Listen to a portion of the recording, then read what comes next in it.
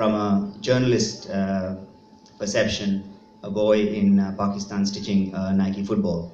The business tanked. There was revolts. There was stone throwing for the Nike stores, and a lot has happened since then. You know, the brands have taken on a new look at manufacturing, but even then, you have situations like the Rana Plaza incident that happened a couple of years ago, where over 2,000 migrant workers died.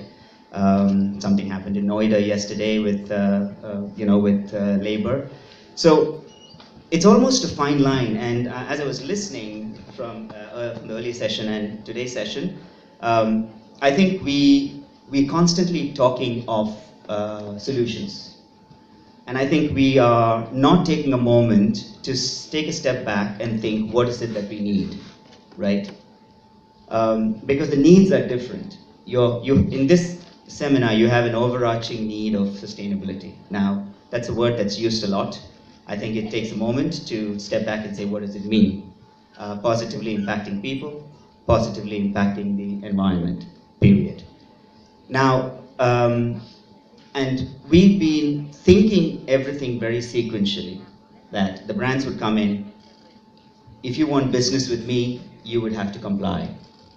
And therefore, the brands say, okay, if I have to comply, my prices go up.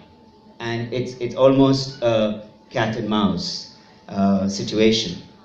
And that's why we started using a method called design thinking, where I think designers are the best people to solve problems. And when you sit in these big panels of signing accords, of manufacturing, seeing what is needed for a sustainable supply chain, you hardly have designers. Whereas in the fashion industry, you have so many designers. And I think it's the design, the creativity that says, let's look at this in a very spatial kind of a way, right? And then clear the clutter and say, let us start taking it step by step. So, this is really a complex challenge. So we had slow production, but are you going to pay them? Child labor versus education. Scaling, how do I scale? What kind of business model do we create? Do we cut consumption? We believe that it's not the consumer's responsibility as yet to decide what is good and bad. They are there, they want to enjoy, they want to buy. But as producers and designers, we have to give something out to the market that we say, this is the current system. People are going to buy, right? So, let's talk about labor specifically, right? There's all these code of conduct. So when a big brand starts to look at a factory, they look at cost, delivery, financial stability, and various other things, and what is their delivery history. And I would think in India, and they talk about partnerships, but is there a brand out there to say, when I want to choose a factory, I want to test them on trust. I want to test them on respect. Because we are talking about an industry of 22 million people, right, globally. Do we know how to respect people?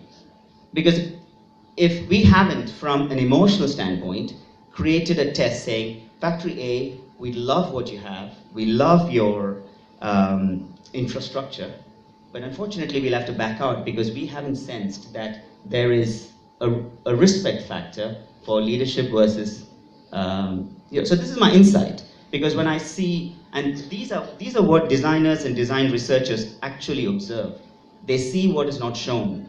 So when I'm sitting in an office at a factory manager's office, if a factory boy comes in... If I can interrupt you, yeah. What these global brands do not look at is whether the management is actually ethical or not. It's just an insight that I'm telling. If you want this entire sustainability and code of conduct to be a self-sustaining process, without audits, without a cat and mouse situation where you have a crash just for the brands, and when the brands go, you have children in the, you have fabric in the crash. So everybody is doing it just to, hey, I'm going to do this so that I get business. The question we would ask, if all these were manufacturers, would you keep your operators safe, even if you do not get the business? That's the way we'd approach the program, right? So it's a completely different way to look at sustainability. And then, and there's a saying at Nike, if you do the business right, money would automatically come.